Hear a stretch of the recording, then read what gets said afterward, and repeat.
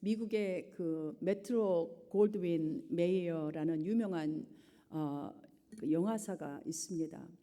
이 회사 설립자는 회사 이름의 끝자인 메이어입니다. 그 메이어가 어렸을 때에 친구와 아주 대판 싸운 적이 있답니다. 그런데 좀 치고받고 싸우면 참 좋았을 것을 그냥 친구에게 요즘 말로 하면 뒤지게 맞은 거예요. 이렇게. 그래서 너무 많이 맞아서 집에 돌아와서 막 분이 난 거예요. 분통을 터뜨리면서 친구를 막 엄마 앞에서 욕하기 시작하는 거예요. 그러자 어머니가 메이어를 산으로 데려가서 너 여기서 실컷 네가 하고 싶은 만큼 욕을 해라 이렇게 합니다.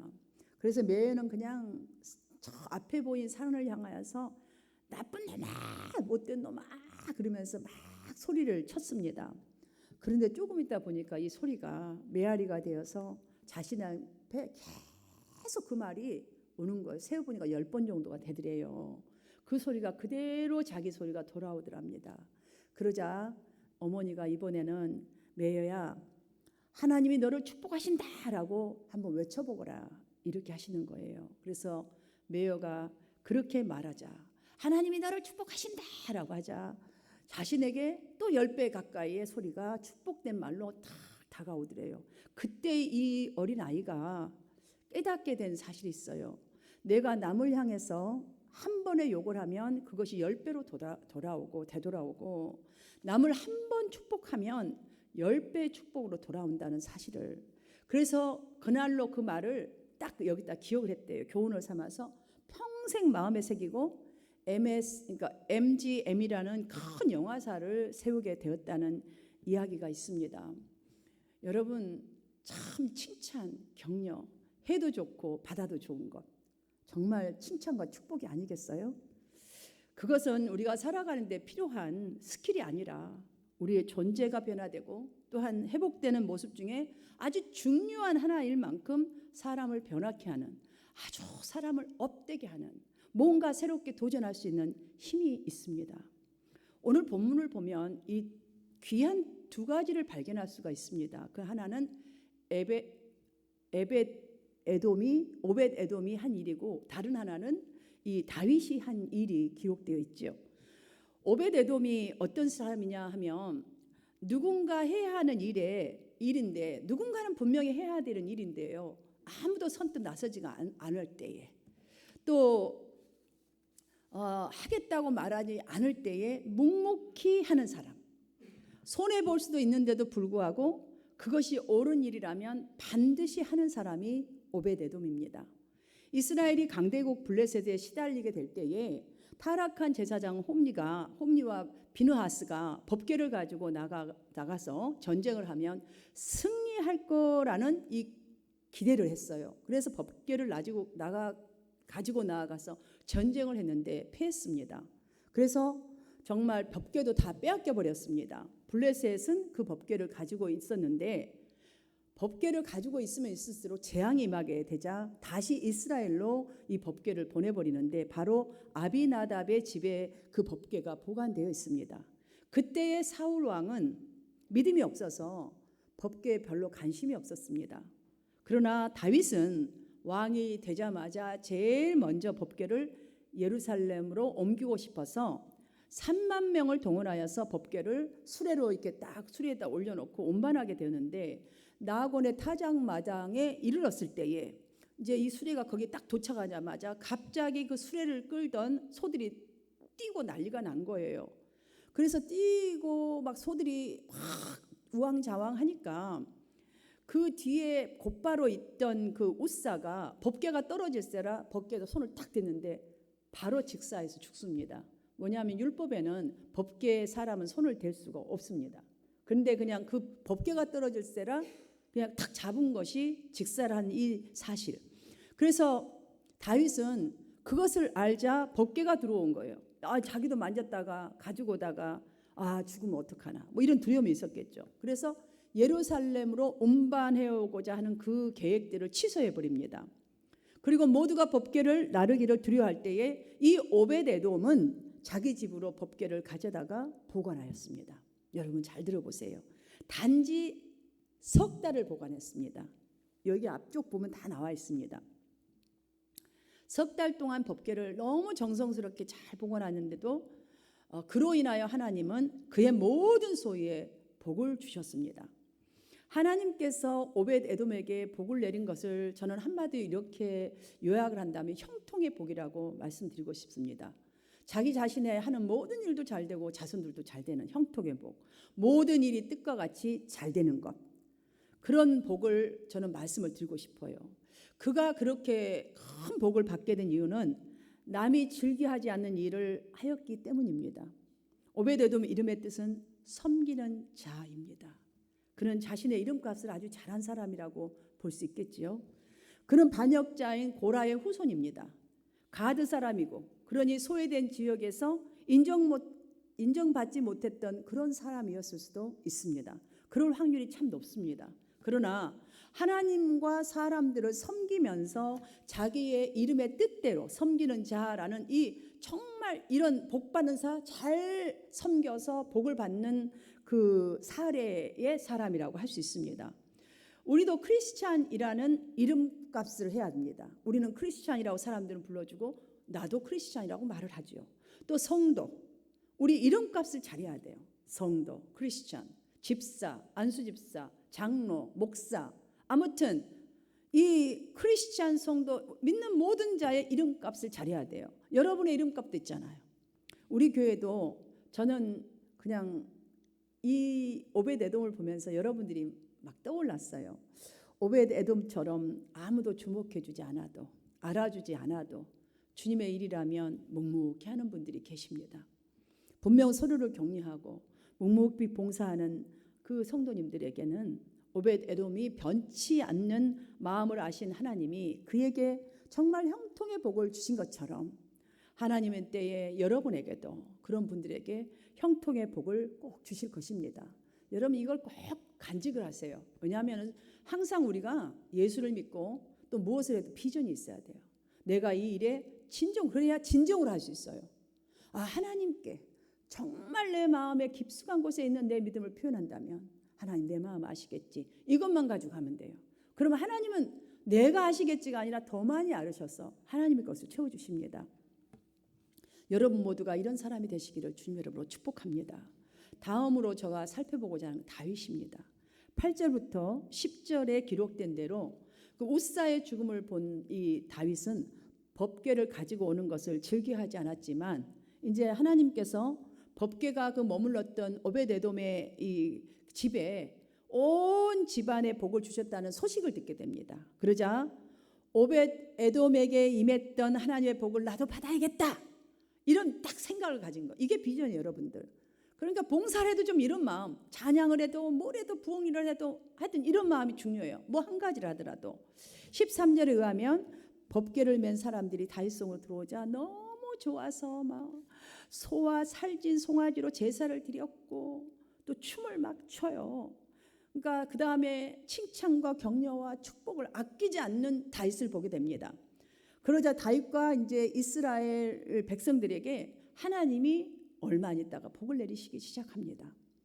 오벳 에돔과 다윗을 통해서 우리가 배울 수 있는 것이 있습니다. 하나님의 복은 정말 사모하는 자에게 임하는구나. 일단 복을 사모해야 돼요. 하나님의 것은 여러분들 그냥 막연하게 예수 믿으면 복 받는다 이렇게 생각하지 마시고 사모하지 마시고 디테일하게 하나님의 복을 사모하셔야 돼요. 먼저 말씀을 사모하고 하나님의 마음에 합한 자가 되기를 사모하고 예배를 사모하고 충성하기를 사모하고 이런 걸 좀 사모해야 된다는 것이죠. 자 14절 그러니까 보면 그런 사모한 자에게 있는데 어떤 사모하는 자? 하나님 복은 아무도 주목해주지 않아도 알아주지 않아도 전 주님의 일이라면 묵묵히 하는 그렇게 사모하는 자 그런 자들에게 하나님 복은 분명히 임합니다. 그리고 진심으로 칭찬하고 기뻐하고 진심으로 축복하는 사람에게 하나님 복은 임한다는 사실을 우리는 이 두 분을 통해서 배울 수가 있습니다. 14절과 15절입니다. 다윗이 여호와 앞에서 힘을 다하여 춤을 추는데 그때 다윗이 에봇을 입었더라라는 이 말씀. 이 말씀의 의미는 어떤 의미냐면 사실 사무엘하 6장 전반부를 보면 그 실수를 내가 반복하지 않아야겠다. 법궤를 가져온 것도 두려워하고 정말 그때는 자기 자신의 믿음이 없었다는 것을 완전히 회개한 것 같아요. 그래서 반복하지 않고 하나님이 원하시는 대로 예배를 드렸다는 것을 보여주고 있는 거예요. 그 사실을 지금 보여주는 건데 보십시오. 지금 다윗의 모습에서 왕의 체면이나 채통이라는 것을 찾아볼 수가 없어요. 사실 왕이 지금요 에봇을 입고 춤을, 이거 한번 여러분 상상해 보세요. 저기 고고 클럽 같은데, 나이트 클럽 같은 데서 왜 막 망가져서 춤추는 사람들, 그런 모습이 좀 상상되지 않습니까? 이 왕의 체면에 있을 채통물이 없는 거죠. 그렇잖아요. 그런데 바로 여기서 우리는 또 한 가지를 깨닫게 됩니다. 하나님은 힘 있는 사람 편도 아니고 힘 없는 사람 편도 아니라 하나님은 의롭고 자비한 사람의 편, 하나님으로 말미암아 정말 기뻐하는 사람의 편이라는 것을 깨닫게 됩니다. 자, 그전에 다윗은 두려워했고 그전에 다윗은 자기의 계산이 들어갔잖아요. 그런데 이제는 그게 아니에요. 그러니 하나님은 힘 있는 사람의 편도 아니고 힘 없는 사람 편도 아니에요. 오직 하나님은 누구의 편인가? 누구를 축복해 주신가? 의롭고 자비로운 사람, 하나님의 일에 기뻐하는 사람, 칭찬과 축복과 격려를 아낌없이 할 수 있는 그런 신실한 믿음의 소유자라는 사실을 우리는 깨닫게 됩니다. 알버트 아인슈타인, 여러분 하면 모르는 사람이 없을 것입니다. 많은 사람들은 그가 20세기에 난 최고 천재 중에 한 사람이라고 말을 하지요. 그러나 그의 학창 시절을 보면 여러분들, 그는 결코 천재가 될 자격이 없는 사람이었습니다. 그의 고등학교 생활 기록부를 보면 담임 선생님의 그 날카로운 지적이 생생히 적혀 있습니다. 이 학생은 무슨 공부 딱 적어놨어요. 이러한 내용이 적힌 이 성적표를 받아든 아인슈타인이 이제 막 너무너무 이렇게 낙담을 해버린 거예요. 아, 나는 아무것도 할 수 없는 존재구나. 무엇을 해도 안 되는 존재구나. 이렇게 낙담을 했는데 아인슈타인 엄마가 이 낙담을 하는 아들을 오히려 달래면서, 아들아, 너는 다른 애와 다르다. 다른 아이들과 다르단다. 내가 다른 아이와 똑같다면 너는 결코 천재가 될 수 없다. 너는 천재일 것이다. 왜? 다른 아이와 특별하게 다르지 않니?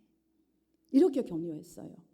아인슈타인의 이 천재성을 못 알아본 그의 담임의 가혹한 평가는 오히려 아인슈타인의 어머니에 의해서 이 격려로 변하게 되어버렸잖아요.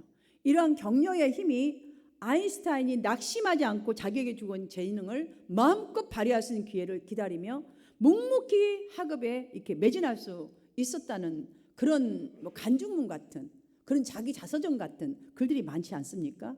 어머니의 격려가 아인슈타인을 배출해낸 것처럼 올해 특별히 우리 한마음교회 남녀 선교회와 제가 각 구역들을 보면요, 그룹 톡방에 보면 제가 아무것도 안 주지만 항상 하나하나 다 읽습니다. 정말 제가 여러분에게 고백하고 싶은 게 있어요. 그거를 읽어가는 순간순간 상상돼보고 한 사람 한 사람을 떠올려 봅니다. 정말 제가 받은 은혜, 또 행복했던 것 여러분에게 고백하자면, 작은 일 하나에도 큰 일에 이르기까지 서로서로 노력하는 것을 볼 수가 있고, 섬기고 인정해주고 고마워하고 칭찬을 함께하는, 어려움을 당한 성도에게는 관심을 갖고 또 격려하는 그를, 축하할 일에는 정말 열심히 축하해주고 축복할 일에는 빠짐없이 앞다투어서 축복해주는 그런 모습을 보면서, 그런 그때마다 저는 이렇게 했습니다. 주님 감사합니다. 감사합니다. 이 고백을 정말 많이 해요. 이분들 축복해 주세요. 이분들의 삶이 이렇게 격려와 위로와 축복해 주시는 삶이 될 수 있도록 우리 한마음교회 교인들은 적지만 꼭 이런 믿음의 사람이 되어서 하나님의 축복을 이렇게 증거하는 자로 살게 해주세요.